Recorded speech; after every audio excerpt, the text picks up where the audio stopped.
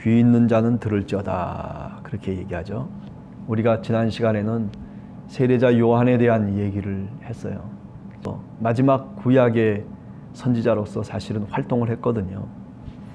그런데도 불구하고 자신의 어떤 환경과 상황, 이것이 이제 바뀌어지면서 그 바뀌어진 상황이라고 하는 것이 뭐냐면 바로 감옥에 들어가 있는, 그래서 죽느냐 사느냐, 어떻게 보면 마가복음 6장에서 보면 이제 참수를 당해야 되는 그 위기 속에서 세례자 요한이 제자를 예수님께 보내잖아요. 그러면서 물어봅니다. 내가 정말 기다려야 될 사람이 당신이 맞습니까? 아니면 내가 또 다른 오실 그 일을 기다려야 됩니까? 그렇게 묻거든요. 그때 이제 예수님께서 그 세례자 요한을 생각하면서 여러 가지 이야기를 하시죠. 자, 오늘 그 얘기를 하려고 하는 건 아니지만은, 그러나 귀 있는 자는 들을지어다 라고 하는 이 말이 세례자 요한의 장면 제일 끄트머리에 와 있지만은 오늘 우리가 읽은 본문에 앞서서도 이렇게 우리가 충분히 같이 함께 읽을 수 있겠다라는 생각을 해보게 됩니다. 귀가 있어도 듣지 못한다라고 하는 얘기죠. 하나님으로부터 길 예비자라고 하는 메시아의 길을 평탄케 만드는 그런 사명을 갖고 구약의 선지자의 마지막 선지자로 이 땅에 왔음에도 불구하고, 그에게 주어진 사명이 그것임에도 불구하고, 그러나 세례자 요한은 귀 있는 자는 들을지어다 라고 하는 이 말에 해당된다라고 그렇게 생각하는 거죠. 우리가 이사야서 6장 9절에서 10절을 보면, 또는 마가복음 4장 12절 같은 데를 보면, 귀가 있어도 듣지 못하고 눈이 있어도 보지 못하고 그리고 마음이 있어도 깨닫지 못하는 그런 자들에 대해서 얘기를 하고 있거든요. 그러니까 예수님의 말씀이죠. 어떤 면에서는 이사야 선지자가 이스라엘 백성들을 향해서 깨닫지 못하고 마음이 둔한 자들을 향해서 주시는 말씀이기도 했죠. 이 속에 바로 이 구약 시대의 모든 사람들이 포함되어 있고, 그리고 오늘 세례자 요한을 포함해서 많은 유대인들이 바로 이런 모습이었다는 거죠. 그리스도가 이 땅에 왔음에도 불구하고 귀가 있어도 눈이 있어도 마음이 있어도 깨닫지 못했다라고 하는 것. 그래서 예수님께서 뭐라고 얘기합니까? 맹인이 보며 절름발이가 걷고 나병 환자가 나오며 못 듣는 자가 들으며 죽은 자가 살아나며 가난한 자에게 복음이 전파된다 하라. 11장 5절에 나오는 말씀이죠. 그래요. 심지어는 못 듣는 자가 들으며 죽은 자가 살아난다라고 하는 거죠. 그런 장면을 예수님께서 그 세례자 요한에게 얘기하는 거예요. 구약 속에서 또는 유대교 속에서 종말론적인 메시아의 사역을 감당하는 바로 그 메시아 그리스도의 모습을 그대로 보여주고 있는 거죠. 그러면서도 11장 5절에 보면 어떤 얘기가 나옵니까? 가난한 자에게 복음이 전파된다 하라. 예수님은 이렇게 엄청난 기적을 말씀하시면서도 꼭 뒤에 무엇을 붙여놓고 있냐면 가난한 자에게 복음이 전파된다라고 하라. 이게 그 어떤 무엇보다도 예수님에게는 너무너무 귀중한 사역이었다는 거죠. 이 가난한 자라고 하는 이 사람들의 사회 계층이라고 하는 것이 사실은 어떻게 보면 예수님이 찾아다녔던 사람들이에요. 그렇죠? 재물이 없는 사람들입니다. 하루하루 어떻게 살아가야 될지 걱정하는 사람들이에요. 그래서 너희들이 일용할 양식을 하나님께 구하라고 그렇게 주님께서 주기도문을 가르쳐 주시죠. 예수님을 따라왔던 사람들이 뭐 거드름거리고 그리고 뭐 지식이 있고 그리고 뭐 재물이 많은 사람들이 예수님을 따라 나온 것도 아니에요. 그래서 다 이렇게 가난한 자들 속에 속해 있는 그런 연약한 사람들이 예수님을 쫓아 나온 거예요. 여러분, 그래서 마태복음 우리가 산상수훈 처음 시작할 때 여러분들이 잘 외는 또는 복음성가에 나와 있는 거 있잖아요. 마태복음 5장 3절 이하에 보면 어떤 자가 복이 있다? 심령이 가난한 자가 복이 있나니 천국이 저희 것이요. 그렇게 말씀하시거든요. 하나님 나라라고 하는 게 지금까지는 굉장히 부유한 사람 또는 굉장히 뭔가 힘이 있고 그리고 저 예루살렘 궁전에 살고 있는 저런 사람들이 천국에 들어간다고 그렇게 배웠던 거예요. 율법을 잘 지키고 그리고 율법대로 순종하면서 613가지의 율법을 갖고 그리고 그것을 자기 생명처럼 지키는 바리새파 사람들이 천국에 들어간다고 생각을 했거든요. 그런데 예수님이 와서 그게 아니라는 거예요. 천국은 저런 사람들의 것이 아니라 바로 너희들의 것이다라고 그렇게 예수님이 가르쳐 주시는 거예요. 깨우쳐 주시는 거예요. 바로 당신 자신이 그리스도로서 맹인이 눈을 뜨고 나병 환자가 나음을 얻고 절름발이가 걷고 그리고 죽은 자가 살아나는 그 엄청난 사건을 일으키는 거죠. 저 궁궐 안에 호의호식하면서 자기 뜻대로 백성들을 움직이고 그 힘을 갖고 많은 사람들을 말하자면 괴롭히고 있었던 그 당시의 사람들, 그 당시의 지도자들. 율법이라고 하는 것이 하나님을 향해서 더욱더 인간이 겸손하고 그리고 그 율법을 통해서 많은 사람들에게 이웃을 사랑하며 이웃을 긍휼히 여길 줄 아는 그런 율법의 정신은 다 빼버리고 율법의 껍데기만 갖고 그리고 사람들을 죄인이고 의인으로 가르면서 그러면서 자신들이 의인이라고 하는 것을 통해서 자기를 자랑하고 그리고 많은 사람들을 죄인으로 몰아버리는 바리새파 사람들, 그죠? 그들은 예수님을 인정하려고 들지를 않았어요. 왜? 자신들이 생각하고 자신들이 지금까지 누려왔던 것을 놓지 못하는 거죠. 천국이 저런 사람들의 것이라는데 그런데 어떻게 해야 돼? 그러면 빨리 그 바리새파라고 하는 옷을 벗어버리고 또는 궁궐에서 귀족이라고 하는 그 세력의 옷을 벗어버려야 되는 거거든요. 그리고 주님을 따르라는 거예요. 부자가 저 천국에 들어가는 것이 낙타가 바늘길을 들어가는 것과 같다. 그만큼 어렵다는 거죠. 그만큼 뭐냐면 우리가 좀 배운 게 있고 그리고 우리가 좀 가진 것이 있으면은요 그만큼 책임 있는 신앙인이 되어야 된다는 거예요.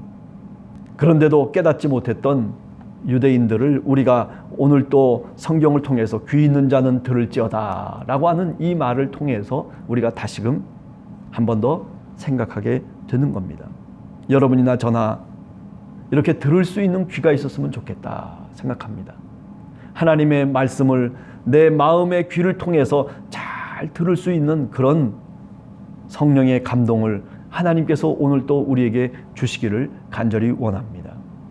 두 번째, 16절에 보면 이 세대를 무엇으로 비유할까? 비유하건대 아이들이 장터에 앉아 제 동물을 불러 이르되 우리가 너희를 향하여 피리를 불어도 너희가 춤을 추지 않고 우리가 슬피 울어도 너희가 가슴을 치지 아니하였다 함과 같도다. 예수님이 살아가던 그 시대를 어떻게 비유해서 어떤 그림으로 얘기하고 있느냐 하면은 17절의 말씀 그대로입니다. 장터에서 피리를 불어도 춤추지 않고 슬피 울어도 가슴을 치지 않는 그런 세대가 됐다는 거죠. 아니 또 얘기합니다. 세례 요한이 와서 금욕하고 금식하고 먹지 않고 그죠? 여러분들 잘 아시는 것처럼 세례 요한이 광야에 나가서 사람들을 모읍니다. 메뚜기와 석청을 먹고 그리고 털옷을 입고 가죽 허리띠를 띠고 마치 엘리야처럼 많은 사람들 앞에 등장하잖아요. 그래서 수많은 사람들이 그 앞에 몰려들기도 합니다. 사람들을 불러 모으고 있는 세례자 요한을 귀신 들렸다라고 얘기하는 거예요. 그래서 먹고 마시니 뭐라고 또 다시 얘기하냐면 이 예수는 음식을 탐하고 그리고 술을 좋아하는 자다. 술주정뱅이다. 그렇게 또 얘기를 하는 거예요. 남의 말을 고지 듣거나 또는 남의 말을 믿으려고 하지 않는 세대의 모습 그대로죠. 그죠? 율법의 말씀을 갖고 강론도 하고 듣기도 하고 깨닫기도 하지만은 또 신앙의 삶을 산다고 하지만은 그 마음속에 있는 고집을 꺾지 않는 거예요. 하나님 앞에 내 고집을 꺾고 내 의지를 하나님 앞에 복종시켜야 되는데 그런데 그런 건 없는 거예요. 하나님의 율법을 지킨다고 그렇게 주장하고 그렇게 자기 자신이 생각하면서 자기 고집대로 자기 소견대로 살아가는 거예요. 그게 그 시대의 모습이었다. 그렇게 얘기할 수 있는 거죠. 그걸 예수님께서 이 시대를 뭐라고 비유할까라고 그렇게 말씀하고 있는 거예요. 피리를 불어도 춤을 추지 않아요. 무감각해요. 평가는 잘해요. 너 피리 잘 부는구나. 그런 분가는 그저 밥 먹듯이 하지만은 그러나 정말 그 피리 소리에 맞춰서 춤을 출 수 있는 마음이 없는 거예요. 슬피 울어도 가슴을 치지 않는 거예요. 저 사람이 슬피 울고 있어요. 저 사람이 지금 애통하고 있어요. 이웃이 애통하고 지금 힘들어서 쓰러져 있는데도 불구하고 마치 우리가 누가복음 15장에 나오는 것처럼, 선한 사마리아인의 비유에서 말씀하는 것처럼 죽어가는 한 사람을 그냥 보고 지나쳐버리는 제사장과 레위 사람, 그게 바로 유대인들의 모습이라는 거죠. 그게 바로 예수님이 살았던 시대의 그 분명한 그림이라고 그렇게 말씀드릴 수 있는 거죠. 슬피 울어도 애통해도 옆에 있는 이웃이 가슴을 치면서 있음에도 불구하고, 그런데도 불구하고 그것을 지나쳐버리고 무관심한 그런 모습으로 자기만을 위해서 살아가는 시대를 얘기하는 거죠. 이 시대를 뭐라고 비유할까? 그죠? 오늘 또 이런 모습이 우리들의 모습이 아닐까요? 혹시 옆에 있는 성도를 위해서 일주일에 한 번 정도씩은 그래도 기도할 수 있는 마음을 하나님께서 여러분과 우리 모두에게 주시기를 간절히 원합니다. 자, 그리고 11장 20절을 한 번 더 보겠습니다. 예수께서 권능을 가장 많이 행하신 고울들이 회개하지 아니하므로 그때 책망하셨다.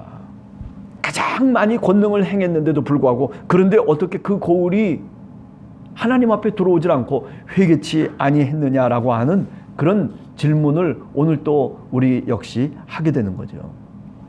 놀랍다는 반응들은 하죠. 야! 네? 귀신을 쫓아내면서, 그러면서 병든 자를 치유할 때 그때 그 장면을 보면서 많은 사람들이 놀라기도 하죠. 저 사람이 도대체 누구냐? 저 나사렛 예수가 도대체 누구야? 그렇게 질문까지 하고 그렇게 물음까지를 하지만은 그러나 답을 찾으려고 하진 않아요. 인생에 답이 있는 거예요. 내가 인생의 길을 살아가면서 인생이 도대체 뭐냐라고 그렇게 물으면서 정말 이해할 수 없는 일들을 통해서 우리가 우리 자신에게 우리는 도대체 누구냐라고 그렇게 질문해 보기도 하지만은 그러나 그 답을 찾으려고 하지 않는, 무슨 말이에요? 하나님의 말씀을 믿으려고 하지 않는 거예요. 혼자서 고민도 많이 해요. 혼자서 살아가면서 도대체 내가 살아가는 삶의 길이 왜 이 모양이냐? 테스 형 왜 이럽니까? 이렇게 얘기했던 나훈아의 그 노래처럼 우리가 스스로 질문할 때도 많지만 그러나 답을 찾으려고 하진 않아요. 인생이 왜 이래? 불평을 털어놓고 원망도 하지만 그러나 그 답이 어디 있는 거예요? 그 답이 바로 하나님의 말씀에 있는 거예요. 예수님이 이 땅에 오셔서 제일 먼저 하셨던 말씀이 뭐예요? 회개하라, 천국이 가까이 왔다라고 하는 말입니다. 바로 예수님이 갈릴리 호수 근처에서 고라신과 벳세다와 가버나움, 저 북쪽에 있는 고을들이죠. 그죠? 거기서 오병이어의 기적도 행하고 거기서 산상설교도 하시고 거기서 예수님께서 놀라운 가르침을 주시기도 하고 비유의 말씀을 하시기도 하고, 고라신, 벳세다, 그리고 가버나움. 그런데도 불구하고 그 고울들이 회개치 않았다는 거죠. 마가복음에 보면 그래가지고 예수님을 배척하는 뭐냐면 바로 이렇게 권능을 받은, 권능을 나타내면서 그것을 보면서 놀라기도 하고 묻기도 했던 사람들이 바로 그렇게 주님을 배척하고 있는 거죠. 왜 그렇습니까? 오늘 성경 말씀을 보면 가버나움의 교만과 높아진 마음, 하늘까지 높아졌다는 거예요. 나 혼자도 얼마든지 살 수 있어. 내 능력대로 살아갈 수 있어. 그죠? 예수님이 아무리 주님의 말씀을, 하나님의 말씀을 그 귓전에다 들려줘도 귀를 닫아버리는 거예요. 마음을 닫아버리는 거예요. 싫다는 거죠. 예. 듣기도 싫고, 그리고 내가 다시 새로운 삶을 살기, 그거 필요 없다는 거예요. 지금까지 내가 사는 삶, 이거로 나는 만족하면서 이 삶 속에서 내가 얼마든지 저 죽을 때까지 살아갈 수 있으니 그러니 상관하지 말라는 거예요.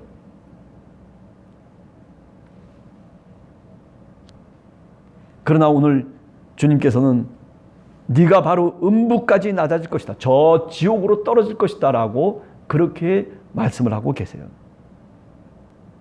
오늘 우리가 사는 세대를 무엇으로 비유할까? 그죠? 예수님의 시대와 비교해보면 너무나도 많은 것을 듣고 보고 그리고 깨달을 수 있고 얼마든지 느낄 수 있어요. 그런데 중요한 것은 뭐냐면 오늘 우리 시대 속에서도 복음을 그 당시 사람들과 마찬가지로 깨달을 수 없었다는 거예요. 왜 그렇습니까?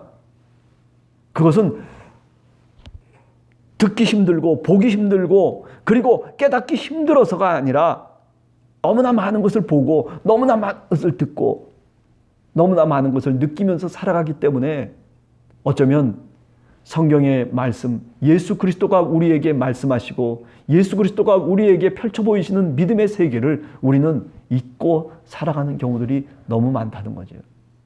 옛날에는 주님을 따라 나와야만 비로소 그 천국이 무엇인지를 알 수 있었지만 주님을 따라 나와야만 보고 듣고 깨닫는 일들이 벌어질 수 있었지만 지금은 너무나 많은 봐야 될 것, 들어야 될 것, 느껴야 될 것들이 너무나 홍수처럼 범람하고 있는 이 시대 속에서 결국 우리들은 듣기 싫다는 거예요. 하나님의 말씀이 우리 귓전에 들려줘도 그거 지나버리는 그런 어떤 이야기로 그냥 다 치부해버리는, 왜? 나에게만 집중하고 싶다는 거예요. 복음의 피리를 불고 있음에도 불구하고 평가는 할 줄 알지만은 그러나 춤을 같이 추려는 사람이 없는 거죠. 예수님께서 뭐라고 얘기합니까? 저 들판에 추수할 곡식이 많다는 거예요. 그런데 어떻다는 거예요? 그런데 보니까 추수할 곡식이 많은데 일할 일꾼이 없다는 거예요. 그리고 같이 동조하며 같이 함께 기쁨과 슬픔을 나눌 수 있는 사람들이 지금 오늘 성경 말씀을 통해서 보면 없다는 거죠. 그게 예수님이 살아가던 시대의 모습이고 마태복음 교회의 모습이었어요. 오늘 우리 사회가 어떻습니까?